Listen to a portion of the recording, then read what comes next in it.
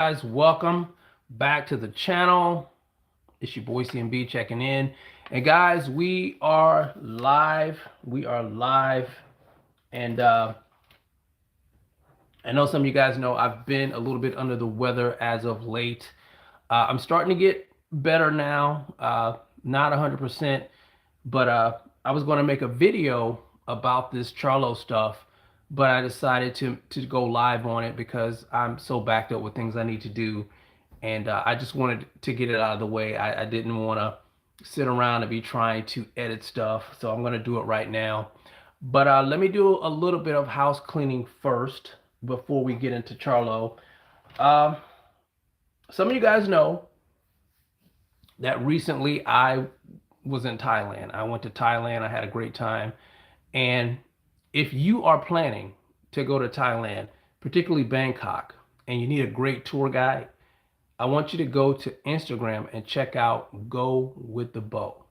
That's Go with the Bow underscore BO. Go with the underscore Bow. That's BO. And she is a great tour guide. You know, she's very knowledgeable. Her English is great. And on top of that, guys, she's just fun. So you can check her out, like I said, on Instagram. I think she does have her WhatsApp on there on her page. So you can DM her through her WhatsApp if you have WhatsApp.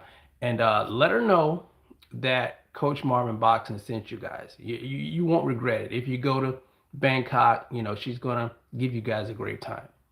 But anyway, let's get into this Charlo stuff, guys. Wow. Let's talk about it. So recently we saw Charlo on Cigar Talk. And it was a pretty long interview. I think it was like 45-minute interview that he did.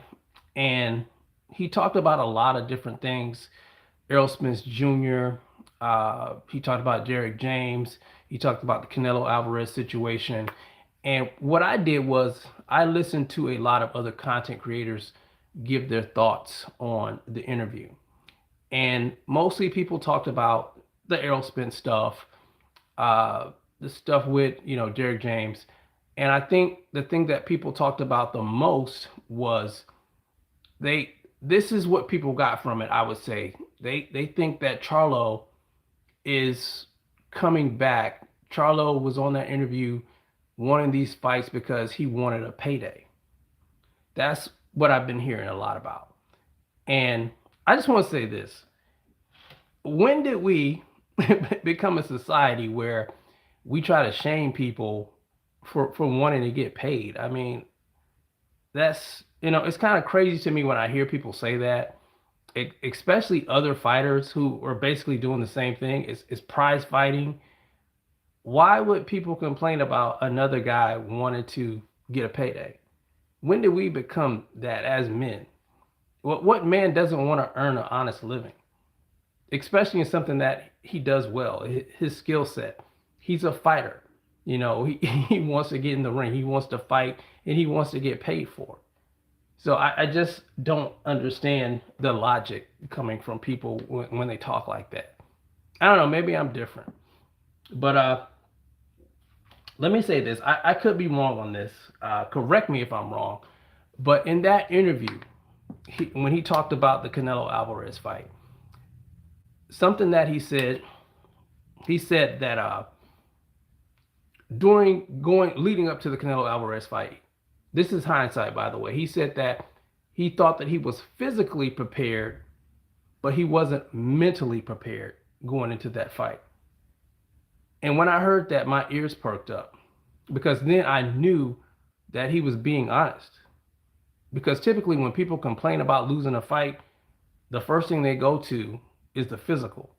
They talk about, you know, I had a bad shoulder, or you know, my legs were cramping, or you know, I had bruised ribs and I couldn't spar. It's usually something like that. People don't usually want to delve too much into their mental state. They don't want to get into their personal life. You know, they don't want to be vulnerable when it comes to things like that. So I knew right then and there that it was real talk coming from him, because let's face it, even regular old working stiffs like us every day, things in our personal life can affect how we perform at our job. If you're going through some stuff, maybe with a sibling or a spouse, your girlfriend, or your kids, those things can affect the way you perform on your job. And I don't see it being any different for a fighter. It might be even worse because in his profession, he's getting punched in the face. So yeah, he was being real about that, in my opinion. Now let's see here. Now, outside of the money talk, I think that Charlo, he's one of those guys who's very competitive.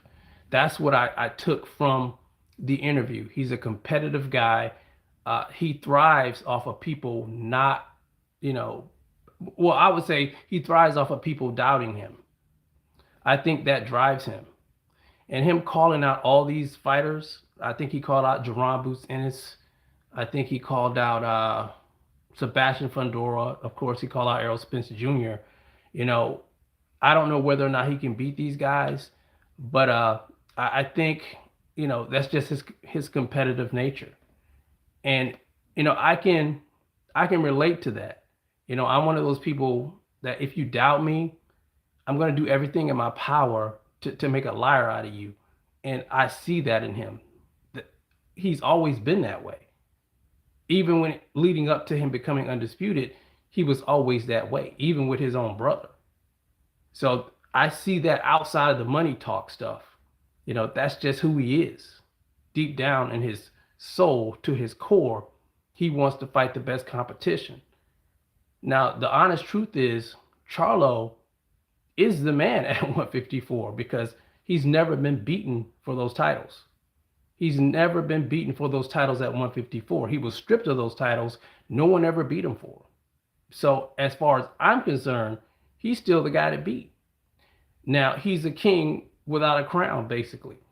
Now, whether or not he can beat this new crop coming up, we'll have to see. But he's still that guy, in my opinion. And I think he wants his respect. And I can respect that. People oftentimes, when you've done something in life, people are going to shit on you. And people have been shitting on him. And, he just never got, I would say, his props, his due. Even when he became undisputed, people were still talking trash about him. And 154, you guys know that's one of the toughest divisions in the sport of boxing, even in his time. And even now, it's still a deep division. You got a lot of players at 154, man.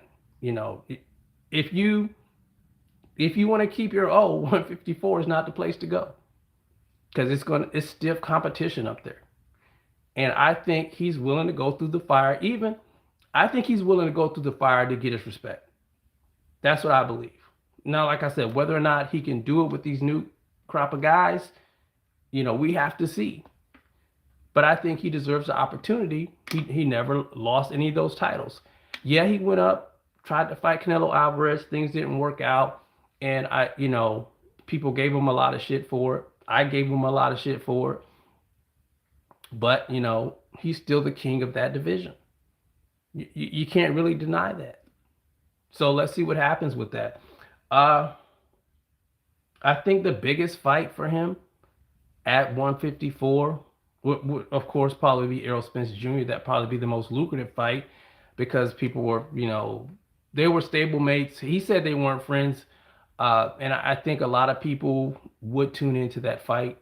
But I'd like to see him fight Boots. I'd like to see him fight Sebastian Fundora. Or if Sebastian loses to Keith One-Time Thurman, that would be an awesome fight. Like I said, man, there's a lot of great fights for him at 154 pounds. And he is that guy.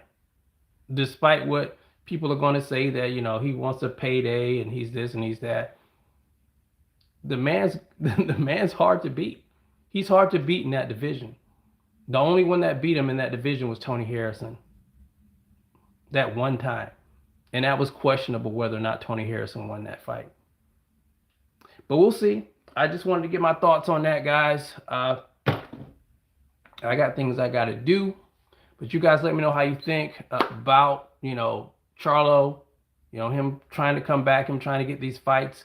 Do you think he will be able to regain his crown at 154 pounds? You guys let me know about it in the comment section. It's the CMB. I'll talk to you guys in the next one. And I'm out. Peace.